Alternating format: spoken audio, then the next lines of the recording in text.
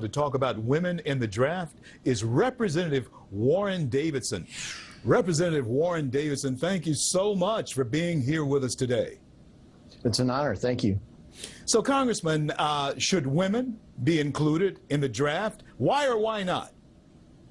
Well, I don't like the idea of expanding the draft personally. I offered a Don't Draft Our Daughters amendment in 2016, right after it's the first thing I got passed in Congress. And that was what I thought we could get passed at the time. What I would like to see is there's no registration for the draft, period, by men or women, unless Congress has actually declared a war and the chairman of the Joint Chiefs comes back to Congress and says, you know, the mission you gave us when we declared war, we can't accomplish that unless you give us a draft. That should be the only time we implement a draft. And a lot of people will say, well, that's the whole spirit of the Selective Service in the first place. There's not actually a draft. But that skips the point. We shouldn't be signing people up in this system. And I think the right direction would be to end the Selective Service versus expanding it. So there is a process to implementing the draft. And this is an interesting question, Congressman, because the issue isn't really divided by yes and the no down partisan lines. There are a lot of different reasons people are saying yes and no.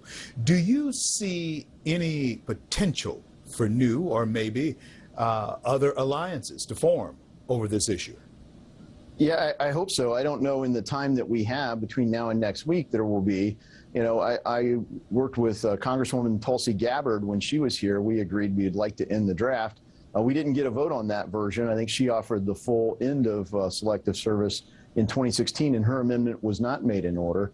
Mine was, and so we didn't expand it. And frankly, there are Republicans who think we should have compulsory national service, and Democrats who believe we should have compulsory national service. Generally, they're more authoritarian, and the more libertarian left or more libertarian right folks don't think we should have compulsory service. And I'm with, you know, Samuel Adams. I think our free country should be defended by free people who are willing to risk everything to defend freedom. And if our country has that kind of a military, it limits the number of commitments we're willing to make with our military. It says, are we really willing to declare war over this? And if there aren't tons of people who are ready to go fight that war, maybe it's not the war that our country should commit to fight. That's a very interesting way of seeing that, Congressman. And it brings up the question, where is then this push to register women for the draft? Where's it coming from?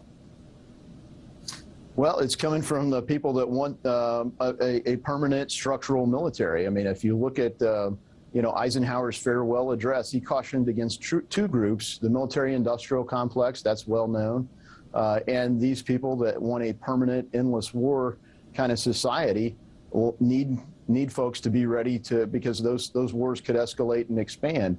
That hasn't had to happen since Vietnam. So we've had an all-volunteer force since the Vietnam era.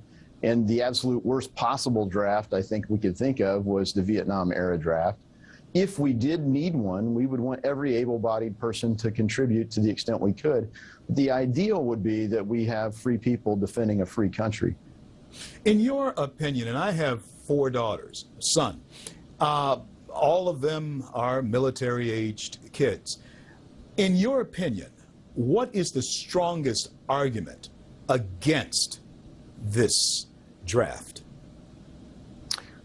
Well, I think the draft broadly, you know, is the case I've already made. The idea of expanding it to women, just as a society, I think, are you really, as a you know, a brother, are you going to watch your sister get drafted while you refuse to go because you didn't get drafted? Are you gonna watch your daughter get drafted and not be willing to go fight the war if there was a war? So, you know, every parent would want conflict to come in their time so that their children would have peace.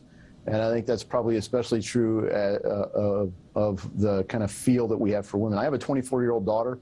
If we were at war, she may very well voluntarily go, but the idea that she would be pressed into service by our country bothers me. And frankly, it bothers me for my 22-year-old son. He may go, he may not. There may be other areas where either of them would choose to serve. And I think that's why the principle of a free country defended by free people is important to preserving the principle. More freedom, less government, a fundamental way of life that our country is supposed to be a sanctuary for. You know, Representative, I want to thank you for standing up and pushing back against those things that would, in fact, weaken our nation. And I want to thank you for being here today. This is a very complicated issue, and we appreciate your perspective. Yeah, thanks a lot. And it's an honor to offer it. The last thing I'd say on it is, when I served in units, whether it was infantry, normal mainline units like the 101st Airborne Division or 3rd Infantry Division, or certainly in the 75th Ranger Regiment, I wanted those people that were serving alongside me to want to be there, not because they needed to be there or had to be there. Of course, no one wants a war, but you want people that are prepared to fight it and voluntarily go into that fight. And Congressman, thank you for your service to our nation. Thank you. The Omicron variant is on the move, and I know what you're thinking.